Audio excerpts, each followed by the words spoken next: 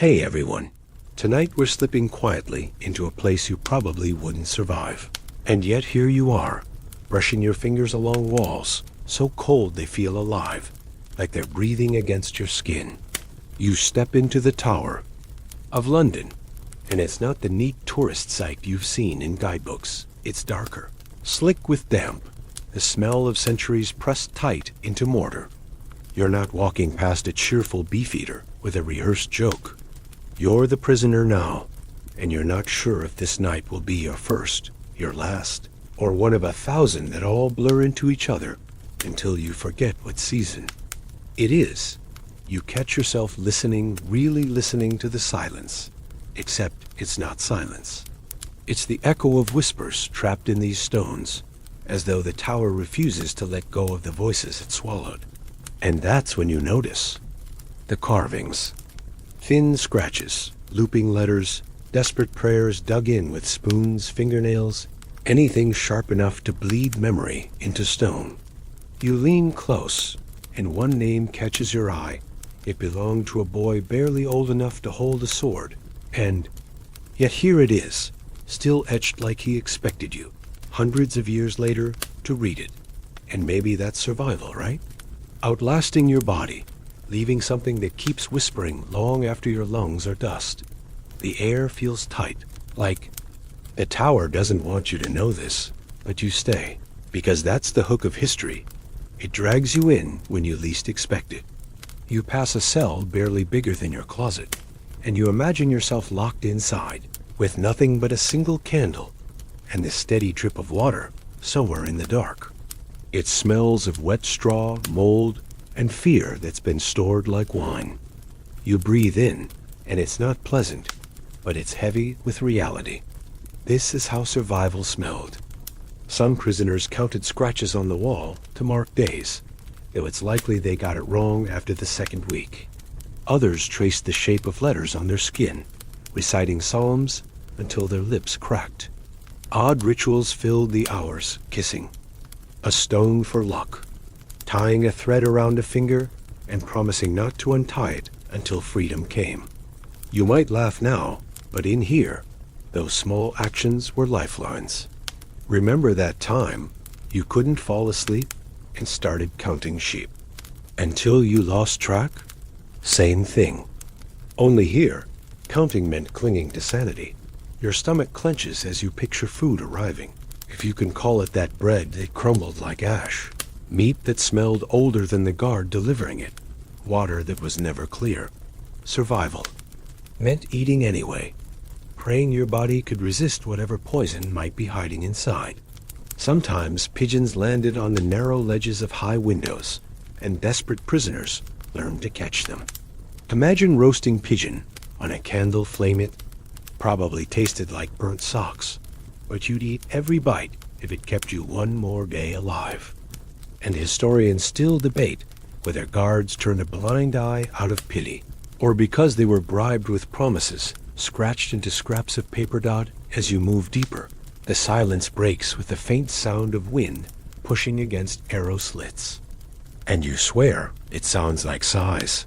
You run your hand along the graffiti again, and you can feel their rhythm. Remember me, forgive me, save me. And you wonder, are these prayers answered?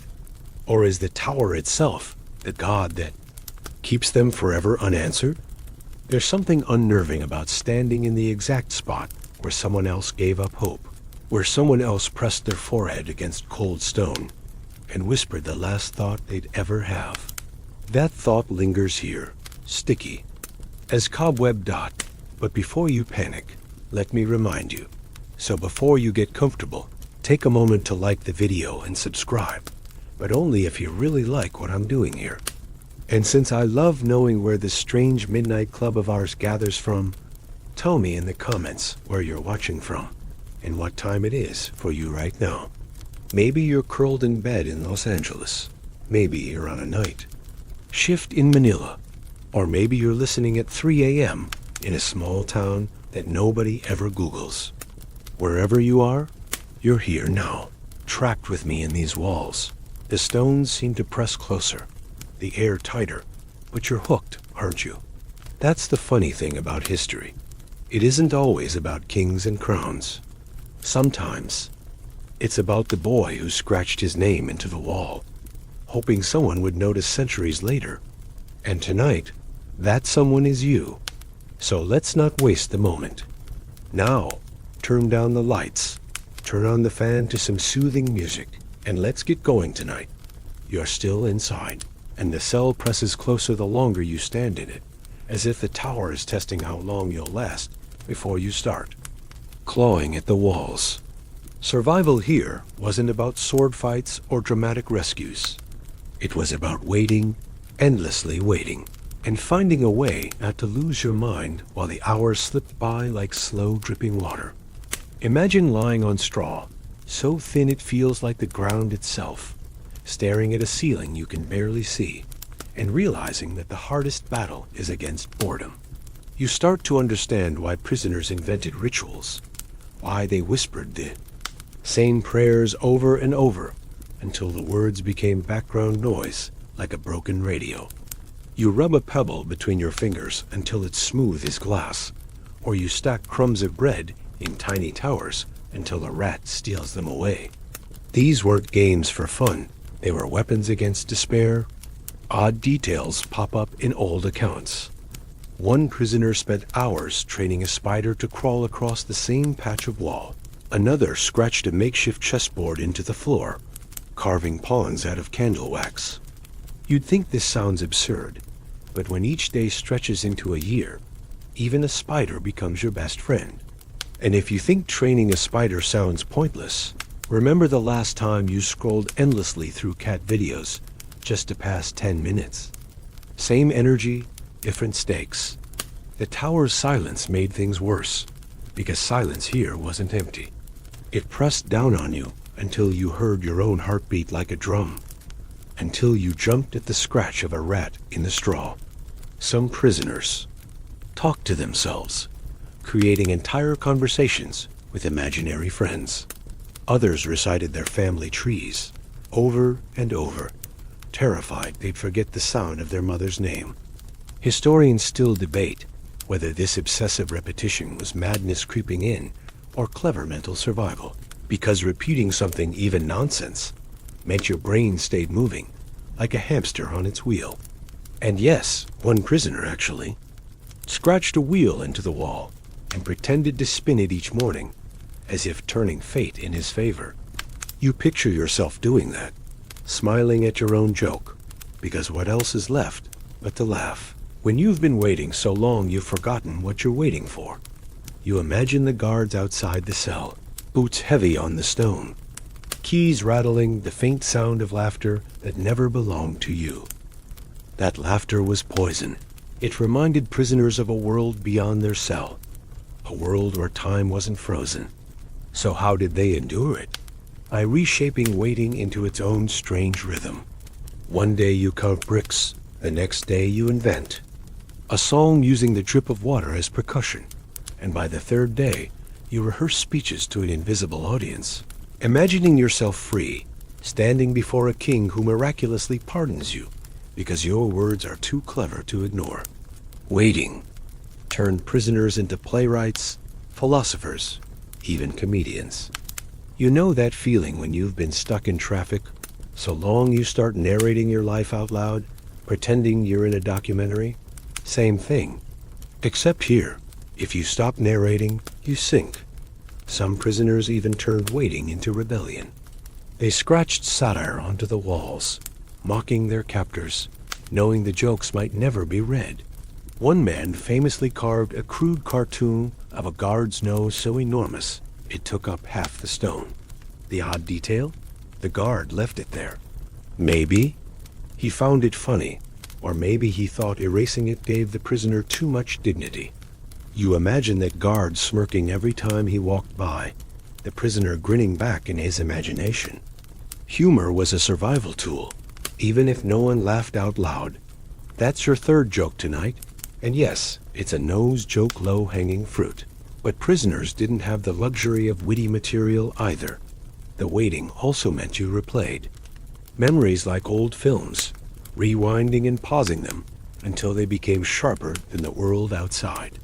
One prisoner wrote about remembering the way rain used to smell on cobblestones, over and over, until he swore he could taste wet stone in his mouth. Another claimed he replayed the exact look of his wife's hair when sunlight hit it, and though historians still debate whether he invented the detail to make his story sound more romantic, the truth is, waiting makes you cling to the smallest sensory scraps. You know how sometimes you remember the jingle from a cereal commercial you hated as a kid, and you wonder why that sticks? That's how memories worked here. You couldn't stop them, so you embraced them. By now you realize survival in the tower wasn't always about grand escapes or hidden daggers. It was about turning time itself into something you could endure. Every whisper, every scratch, every imaginary conversation became a lifeline, a reminder that you were still human, even when treated like stone. And as you sit in this cell, you can feel the rhythm of those who waited before you, their breaths echoing in your own lungs, their odd rituals finding space in your restless hands. Waiting was the art they perfected, because sometimes the only way to survive was simply to endure the unbearable. One pebble rub, one spider step, one laugh at a giant nose at a time. The smell hits you first, a sour mix of damp bread, stale, grease, and something faintly metallic that you'd rather not identify. Because in the tower, food was never just food.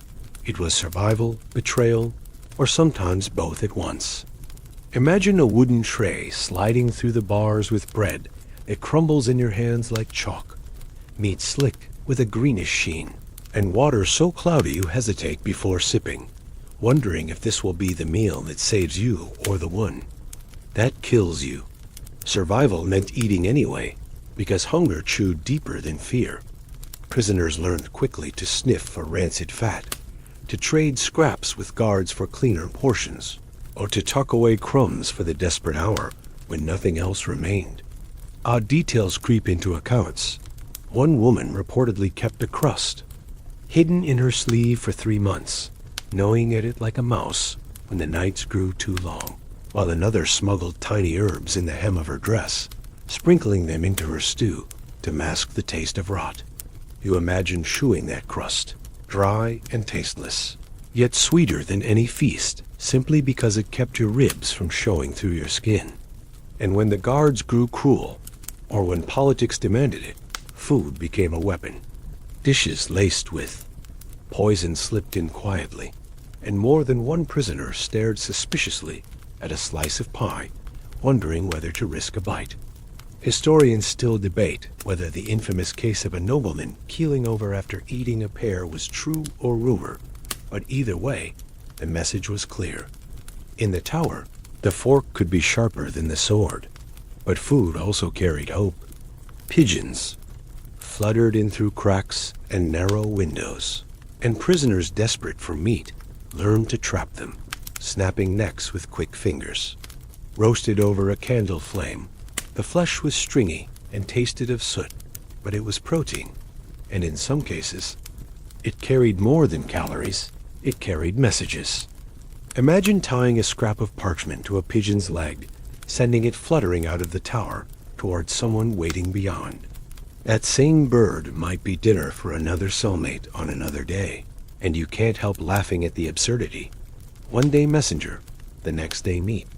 Not exactly the royal treatment pigeons probably imagined. There's your first joke for this meal section, pigeons. Didn't exactly have career security in here. Then there was bribery. Guards knew the power of food, and prisoners with enough. Money or family influence could sometimes turn meals into negotiation. A loaf of soft bread, a jug of ale, even a slice of cheese meant the difference between despair and dignity. You picture the guard leaning in, smirking as he holds the crust, just out of reach, waiting for the right price. Maybe the prisoner pays with coins, maybe with a whispered secret about politics, maybe with a promise scratched into the wall for future repayment. And sometimes the prisoner simply paid with flattery. One story tells of a poet who survived. On generous meals because he recited verses about the guard's courage, which historians still debate was genuine admiration or desperate performance. Probably both, and you can't help but wonder if the guard blushed when his bravery was rhymed into history. The danger wasn't just in poison, but in scarcity itself. Starvation broke prisoners faster than chains, and they grew creative. Accounts speak of soup made from oiled leather scraps, tea brewed from grass gathered in courtyards, and one particularly strange tale of a man chewing parchment from old books, claiming the ink gave it flavor. Odd, yes, but when your stomach is a furnace, you throw in whatever fuel you can. And in the strange calculus of survival, sharing scraps became an act of rebellion. One prisoner famously passed his crust through a crack in the wall to another cell. The gesture small, but in that moment, bigger than any throne. That's your second joke tonight. Imagine bragging at a feast that your finest dish was aged. Parchment with a hint of mildew. Gordon Ramsay would faint. Still, not every meal was grim. On rare occasions, prisoners with high status received feasts, sometimes even with wine.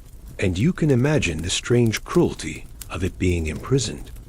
Yet sitting at a table with silver plates and roasted meat, while knowing the knife was useless for cutting chains. One nobleman wrote that he dined on venison while listening to the screams of another prisoner being tortured. A dinner so surreal, it reads like satire. Food wasn't just nourishment. It was a reminder of hierarchy, of who mattered enough to taste luxury and who gnawed on straw to keep alive. And that hierarchy seeped into the walls, because centuries later, you can almost smell the difference between noble banquets and the scraps of commoners' dot as you stand here. You can feel your own hunger stirring, your stomach reminding you that survival is as much about the body as the mind. You glance toward the barred window, imagining a pigeon swooping in, not sure whether you'd write a desperate plea or sharpen your teeth for dinner. Either way, the truth is clear. Food in the tower was never simple, never safe, and always about survival. And you can almost taste it now. Can't you? The chalky bread, the bitter broth, the greasy pigeon wing half-scorched by candle. Flame. You'd eat it. Of course you would. Because in the tower, every bite was another day stolen from death's table. You press your ear against the wall, and that's when you hear it, a faint scrape, like something moving inside the stone itself. But it's not rats this time. It's the sound of secrets being smuggled, passed through cracks so small you wonder how human hope could ever squeeze through them. The tower wasn't just a prison. It was a mailbox, a codebook, and sometimes a confessional, because survival wasn't only about food and patience. It was about connection and prisoners who wanted to outlive their cells, learn to bend the very fabric of confinement. Imagine a loaf of bread arriving on your tray, looking ordinary, yet hollowed in the center with a rolled scrap of parchment hidden inside. You break the crust, pretending to eat while your heart hammers at the words you've been starving for. Or picture a damp laundry sack dropped carelessly at your feet, and tucked among the shirts is a folded note, written in such tiny script it looks like dust. Smuggling secrets was an art, and every object in the tower, candles, books, dishes, could become a carrier. There's something thrilling in the idea that a prisoner might lift a Bible, whispering prayers while tracing lines of ink that were never holy, letters smuggled between verses like divine footnotes. You laugh softly at the thought, because it means God's word came with a peace. Help, I'm still alive. But not all smuggling was clever elegance. Sometimes it was clumsy desperation. There's a story of a guard bribed with coins who hid a prisoner's plea in his boot, only to panic halfway across the yard and throw it into a cesspit. Historians still debate whether the guard feared discovery or whether he simply wanted to teach the prisoner that trust is the most dangerous currency. And then there are the odd details that make you blink. One prisoner reportedly trained his parrot to recite a coded phrase so it could be overheard by someone outside. Imagine leaning against a window and hearing a bird squawk. The dupe is safe while pretending it's just bird chatter. That's your first joke tonight. The world's most unreliable secret agent, feathered, loud, and prone to demanding crackers mid-mission. The tower's walls may have looked unbreakable, but words seeped through anyway. Wax-sealed messages tucked into hollowed-out heels of shoes, ink made from soot and spit smeared onto scraps of cloth, even codes hidden in embroidery, where each colored thread spelled a message if you knew how to read it. Women especially used needlework as camouflage, stitching pleas for rescue into patterns of flowers and vines, a survival skill disguised as domestic art. You picture a guard yawning as he inspects a piece of embroidery, never realizing he's holding a jailbreak plan disguised as daisies. And you can't help but think of all the texts you've sent hidden under the cover of just memes. The method hasn't changed much. Hide what matters inside something boring, and hope no one looks too closely. The thrill of smuggling was balanced by terror, because discovery meant punishment, often swift and brutal. A guard might casually tear a loaf in half, finding your note and condemning you with a shrug. Yet prisoners risked it anyway, because silence was worse. They needed to tell the world they were still breathing, still fighting, even if the message never reached its destination. Sometimes the tower itself seemed to collaborate, its cracks and crevices offering tiny passageways for contraband. And sometimes it betrayed them, swallowing notes into damp stone where they were lost forever. You imagine the heartbreaking oddity of someone pouring their last ounce of strength into a hidden plea, only for it to crumble in a wall cavity and never be read. That silence echoes harder than screams. The most famous tales linger because they blur the line between fact and legend. One involves a hollow quill pen that carried not ink but rolled messages, each stroke of writing nothing but theater. Another tells of a prayer book that contained a cipher in its margins, invisible until held up to candlelight. Historians still debate whether these stories are true or inventions meant to make prisoners look cleverer than they were. But you lean toward truth, because the human need to be heard is clever all on its own. And if you've ever whispered something important into a phone call, hoping the line doesn't drop, you know exactly what that fear feels like. You can see it now.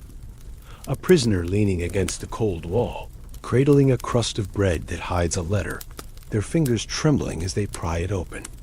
The flicker of the candle reveals words smeared but legible, and for a moment, the tower doesn't feel like a coffin.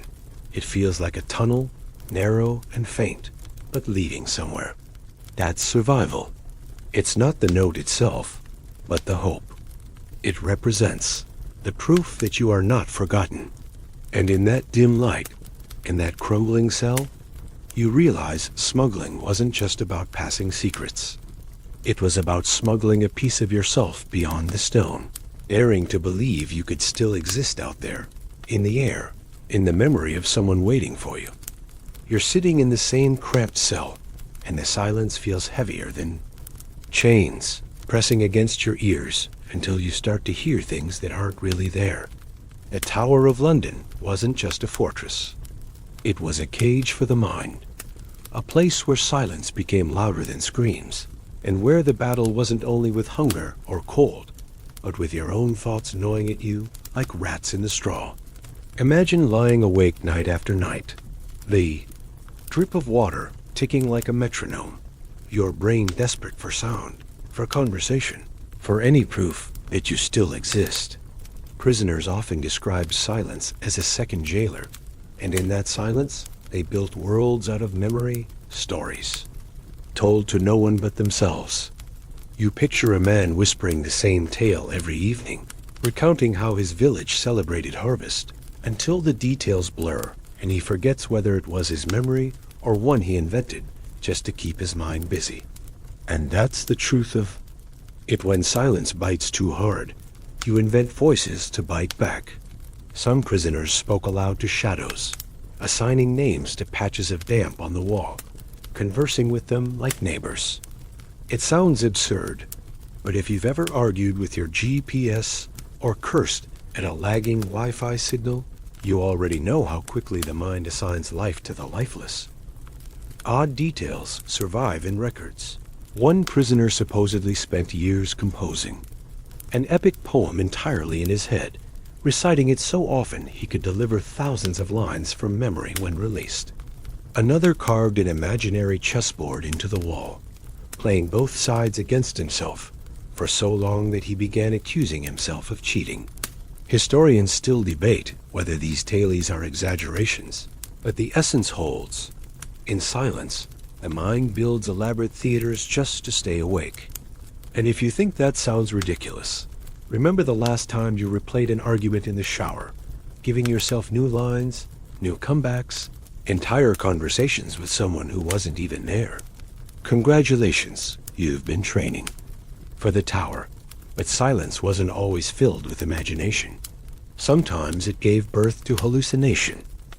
The dim light, the hunger, the endless waiting, it all blurred until prisoners swore they saw faces in the stone, or heard music drifting through cracks that led nowhere.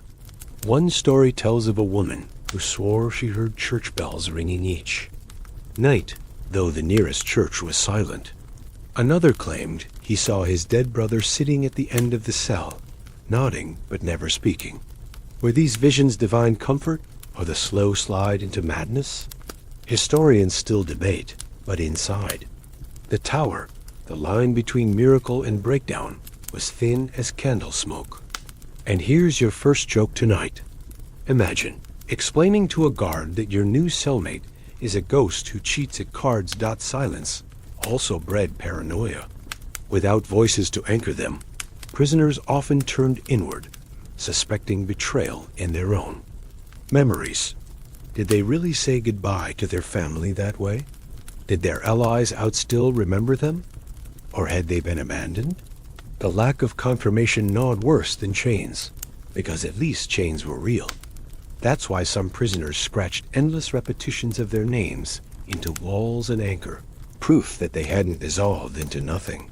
You picture the wall covered with hundreds of shaky versions of Thomas or Anne, each one a whisper against oblivion.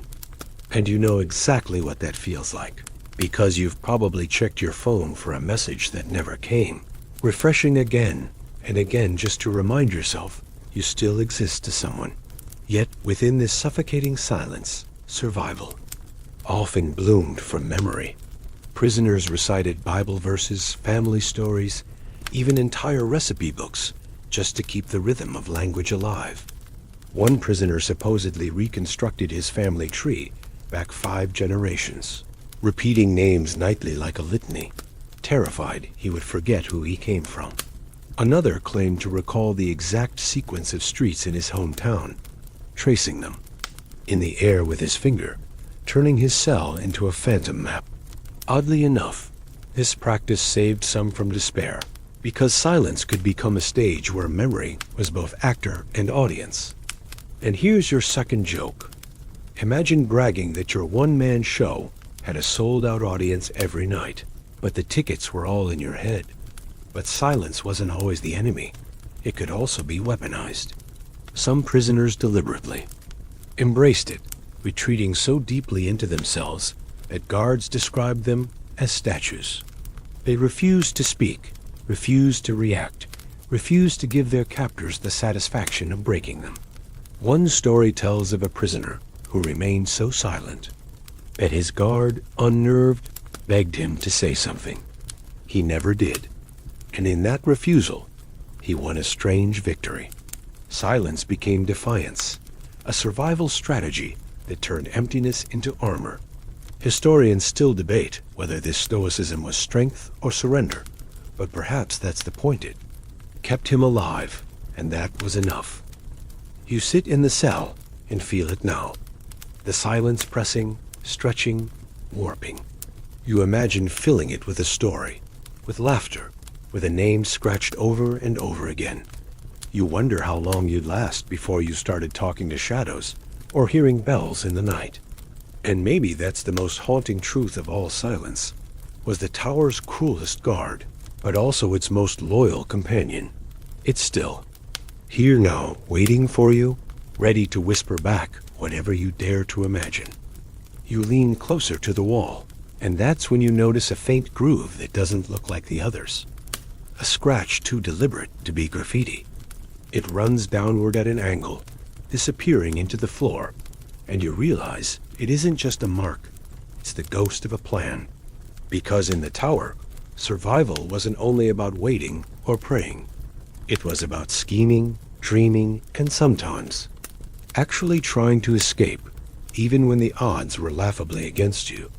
The very idea of escape was both ridiculous and necessary, because plotting a way out gave prisoners something to hold on to, even if the rope snapped halfway down.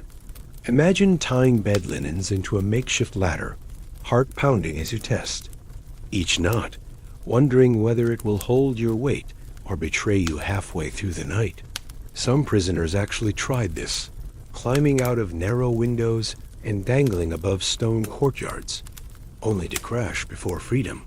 The oddest part? A few survived the fall, only to be dragged back inside, bruised but bizarrely proud that they had at least touched open air. That's your first joke tonight.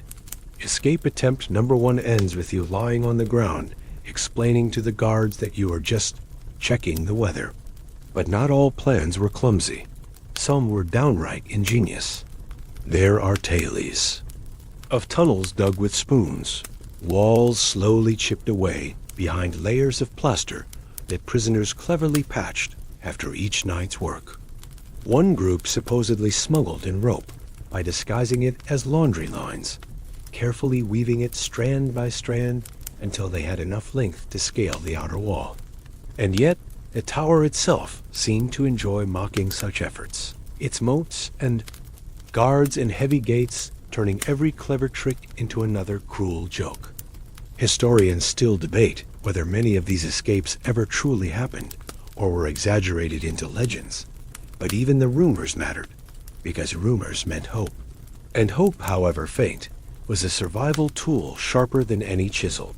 You imagine the planning sessions, whispered conversations in the dark, sketches drawn into straw, fingers measuring the width of bricks, the quiet thrill of possibility filling lungs starved of air. Some plans bordered on absurdity, like the man who believed he could build wings from parchment and candle wax, ready to leap from a tower roof like some doomed Icarus. Others relied on bribery, turning guards into co-conspirators with promises of gold, titles, or freedom once the prisoner's fortune was restored. Odd details linger. One prisoner supposedly painted himself with soot to look like a ghost and tried to scare a guard into unlocking his cell. It failed spectacularly, but admitted you'd watch that comedy sketch if Netflix picked it up. That's your second joke, ghost cosplay in the 1500s. But even failed escapes gave prisoners strength, because imagining freedom was sometimes enough. A rope ladder hidden under straw might never be used, but its presence transformed the cell into something less suffocating. One noblewoman reportedly slept each night beside a bundle of cloth she never dared to tie into knots. Yet she swore it helped her breathe, knowing she could. The tower was cruel, but it couldn't chain the imagination. You know that feeling when you daydream about quitting your job, moving to the beach, and starting over even though you'll never do it? Same thing. The fantasy itself is oxygen not yet. A few did succeed. The most famous tales describe prisoners lowering themselves into the moat, paddling desperately with stolen planks, their bodies freezing, but their minds burning with adrenaline. Some reached allies waiting in boats. Others simply disappeared into the chaos of London streets, their names etched forever into history as proof the tower wasn't completely inescapable. But each success made the guards more vigilant, the walls thicker, the watch harsher. Survival for future prisoners became harder, but the stories of escape still lingered in whispers. turning into bedtime myths for those locked in cells. Historians still debate whether these legends were inflated for political gain or genuine strokes of brilliance. But what matters is that the prisoners believed them, and belief kept them alive. And you feel it now, the itch in your fingers, the restless need to plot your own way out. You glance at the barred window, wondering how many bed sheets you'd need, how many knots you'd trust, whether you'd bribe the guard with coins or poetry. Your heart pounds even though you know you're safe, because escape fantasies don't care about reality. They care about possibility. That's survival. That's the tower's secret gift. It forced people to imagine beyond walls, to see freedom even when it was invisible. So you sit in the dark, and in your mind, you're already climbing, running, soaring. Maybe you'll crash. Maybe you'll drown in the moat. Maybe you'll get dragged back laughing at your own audacity. But maybe, just maybe, you'll be one of the few who vanished into history, leaving behind nothing but a scratched groove on the stone, proof that you refused to surrender. And in that moment, even if your body stayed locked, your spirit had already slipped free. You feel it before you see it, the chill that creeps up your spine when the candle guttering in your hand flickers for no reason. When the air shifts, though, no one has moved. The tower has always been a prison for bodies, but for some prisoners, it became something stranger. A vault for legends, a stage where ghosts and curses were as real as shackles. You walk down a corridor and swear you hear footsteps pacing in rhythm with yours. Except when you stop, they don't. Imagine trying to sleep on straw while shadows stretch long across the wall, whispering as if voices hide just beyond the crack of your ear. The tower wasn't only about chains and waiting. It was about surviving the unseen, the things prisoners swore visited them in the night. Tales of spectral children weeping in the corner, of women in white drifting through locked doors, of jewels that carried curses sharper than any blade. One prisoner supposedly claimed he saw a raven perched on his chest each morning, heavy as guilt, vanishing when the guard opened the cell. Historians still debate whether these stories were hallucinations born of hunger or true hauntings that refuse to leave. But the line blurs when the fear feels exactly the same. You can picture it, a prisoner clutching a cross, muttering prayers not for salvation from the king's justice, but for protection from whatever moved in the dark. Ghost stories became a kind of survival strategy, because when you're trapped, fear itself becomes entertainment. Remember the way you used to tell scary stories at sleepovers just to keep the night from dragging? Same thing here, except instead of marshmallows and flashlights, you had mildew and candle stubs. That's your first joke tonight. 5-star horror experience, 0-star hotel. Legends bled into prophecies too. Some swore that dreams in the tower carried weight, that visions of white birds or dripping blood foretold their fates. A nobleman once wrote that he dreamed of his execution 3 nights in a row, down to the color of the executioner's hood, and when the day came, it unfolded exactly as he saw it. Was it a prophecy, or just the grim inevitability of politics playing out? Historians still debate, but prisoners clung to these omens because hope and dread were better than silence. Even curses seemed to hold power. The infamous crown jewels, housed within the tower, were whispered to bring ruin to any thief foolish enough to touch them. And more than one prisoner swore they saw a spectral guard patrolling the vaults, sword glinting though no light touched it. You shiver at the thought of sitting in your cell, hearing the scrape of armor that isn't really there. Then there were the stories that bled outward, beyond the walls. People in London whispered that strange lights flickered in the tower at night, that screams floated out across the Thames when no executions had taken place. Some believed the spirits of those wronged returned each night to remind the living that the tower never gave up its dead. Imagine standing on the opposite bank of the river, seeing the glow of torches flicker, and wondering if the shadows were soldiers or specters. You'd tell yourself it was nonsense, but deep down you'd cross yourself anyway. And that's your second joke. Ghost tours today should hand out free diapers at the gate, historical accuracy guaranteed.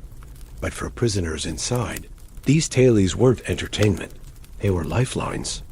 To believe in ghosts meant believing you weren't truly alone, that someone, even a shadow, shared the cell with you. To believe in omens meant believing your suffering had meaning, that fate itself was whispering you still mattered. Even curses could feel like comfort, because if your captors feared them, then power shifted, if only for a heartbeat. Legends gave prisoners a script to cling to, turning despair into drama, survival into story. And when you're forgotten by the world, sometimes being haunted is better than being erased. You move deeper, candle trembling, and it feels like every carved name, every scrawled prayer carries its own ghost, hovering over your shoulder. You wonder if the prisoners who etched those marks meant them as warnings or invitations. Were they saying, "Beware, I linger here," or "Remember me, even if as a shadow"? The tower keeps its secrets, but the chill on your skin tells you something endured beyond chains, something that still lingers for anyone bold enough to listen. And maybe that's the most unsettling survival of all. Not just flesh enduring hunger, but memory itself refusing to die, whispering through curses, legends, and ghosts that cling as tightly as the stones. You feel it now, don't you? That prickle on the back of your neck, that certainty that if you turn too fast, you'll see someone who isn't supposed to be here. That's the tower, teaching you the final lesson. Even when the body breaks, the story doesn't. And that story is still pacing these halls, waiting for you to believe. You step into the last chamber, and for a moment, it feels quieter than all the rest, as though the tower itself is holding its breath, waiting to see if you'll notice what was left behind. The walls here are thick with marks, names etched over. Names, layers of graffiti stacked like ghostly fingerprints. You reach out and trace the grooves, feeling how deep some letters sink, how shallow others fade, and you realize these weren't casual scratches. They were declarations of existence. Survival wasn't just about keeping your heart beating. It was about proving you had been here at all. Imagine pressing your fingernail into stone until it split, desperate to leave behind one last curve of a letter, one last attempt at immortality. Odd details leap out, symbols of suns, flowers, anchors, and even whole coats of arms, carefully carved by prisoners who knew they might never walk free again. Each mark whispers a story of faith, of defiance, of memory clawed into stone. You? Think of your own world now, how you scribble your name in notebooks or leave digital trails on screens, and suddenly it doesn't feel so different. Humans can't stand being erased. Artifacts linger here too, objects smuggled through centuries. A half-finished letter tucked behind a beam, a child's shoe left forgotten in a crack, even a playing card drawn by hand on parchment, edges frayed. From restless fingers.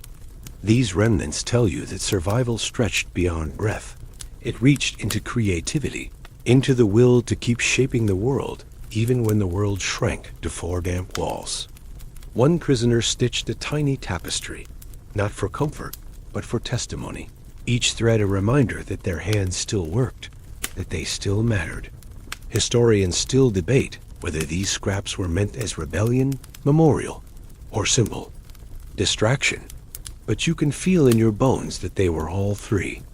And maybe you laugh a little, because in a way, these prisoners were the first content creators, desperate to leave a mark, to get a like centuries later from people like us tracing their scratches. That's your first joke tonight. Medieval. Influencers with zero Wi-Fi, yet somehow still trending. The tower preserved them not kindly, but stubbornly, like a miser hoarding coins. Each carving, each artifact sat in silence for centuries, waiting for someone to notice. And when tourists today lean close to admire the graffiti, When historians catalog the letters, the prisoners win their final battle. They outlive their captors, their chains, even their executions. Their marks survived, stubborn as weeds pushing through stone. You imagine one prisoner laughing if he knew that centuries later, strangers from across the globe would read his scratchy Latin prayer and whisper it back into life. There's defiance in that. There's triumph in that. But not every trace is clear. Some carvings have been worn smooth, their meaning lost forever. Others are so cryptic that scholars argue endlessly, turning fragments into debates that may never end. Did that spiral mean faith, madness, or simply boredom? Was that symbol a code for an escape attempt, or just a doodle? Historians still debate, and in a way, that debate keeps the prisoners alive even longer. As long as we argue over their marks, we're still speaking their names, still holding them in the present. That's the second joke tonight. Nothing ensures immortality, quite like confusing your future audience. Call it the world's longest-running inside joke. And as you stand here, you realize that survival in the tower was never about triumph in the usual sense. Few escaped, fewer returned to normal lives. But all of them found ways to echo beyond their chains through scratches, through stories, through odd little objects left behind. You think back to the spider a prisoner trained, the pigeon that carried both messages and meals, the ghost that may or may not have been real. Every one of those details is still alive because you're listening. And maybe that's the final lesson. To survive isn't always to live forever. Sometimes it's simply to refuse to vanish. You close your eyes, and the chamber blurs into a softer image, the rough edges fading like mist on the river. The echoes grow quieter, the carvings dissolve into patterns, and the tower itself loosens its grip. Your breath slows as though syncing with the heartbeat of centuries, and the stories settle gently around you, not haunting now, but soothing. You remind yourself that even in darkness, people found ways to leave light, and that thought is enough to soften the silence. The tower is still here, yes, but it's only a shell for whispers now, a place where survival has already been won, because we are still listening. And as you let the final image drift, your body relaxes, your shoulders sink, and the shadows no longer feel sharp. They feel like blankets. They feel like rest. So take that rest with you, carry it gently, and let yourself slip away into quiet sleep. End of script. Good night.